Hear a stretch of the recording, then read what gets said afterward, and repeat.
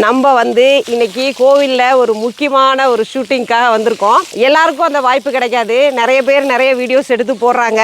ஆனா இறைவனே கூப்பிட்டு அம்மா இதை நீ சொல்லுமா ஓ வாயால கேட்கணும் அப்படின்னு சொல்ற மாதிரி எனக்கு வந்து ஒரு வாய்ப்பு கிடைச்சிருக்கு. அந்த வாய்ப்பு கிடைச்சதுக்கு முக்கியமான காரணம் நம்மளுடைய யானைப்பாகன் கமல். முக்கியமான ஒரு காரணம் தான் அவரு. நாங்க வந்து அவரை தேடிட்டு உள்ள வந்தோம். பார்த்தா அவர் வந்து செங்கம்மாவை குளிப்பாட்டிட்டு இருக்காரு அப்படின்னு ரொம்ப நாள் ஆசை எனக்கு செங்கம்மா குளிக்கிறத வந்து கிட்ட இருந்து பார்க்கணும் அப்படின்னு சொல்லிட்டு நான் உடனே வந்து வந்துட்டேன். இங்கே வந்தோடனே பார்த்தா அம்மா வந்து நான் வந்து கூப்பிட்டோடனே என் குரலுக்கு ரெஸ்பாண்ட் பண்ணுறா. திரும்பி தும்பிக்கையால் கூப்பிடுறா. அப்படியே இந்த உலகத்திலே வந்து அழகான யானைன்னா எங்கள் செங்கம்மா தான். ஏன்னு கேட்குறீங்களா? அவங்களோட அந்த ஹேர் வந்து இவ்வளோ அழகாக இருக்கிறதுக்கு காரணம் அதை பராமரிக்கிற பாகன்களுடைய டெடிகேஷன். அவங்க வந்து அந்த முடியை வந்து அவ்வளோ அழகாக பராமரிக்கிறாங்க.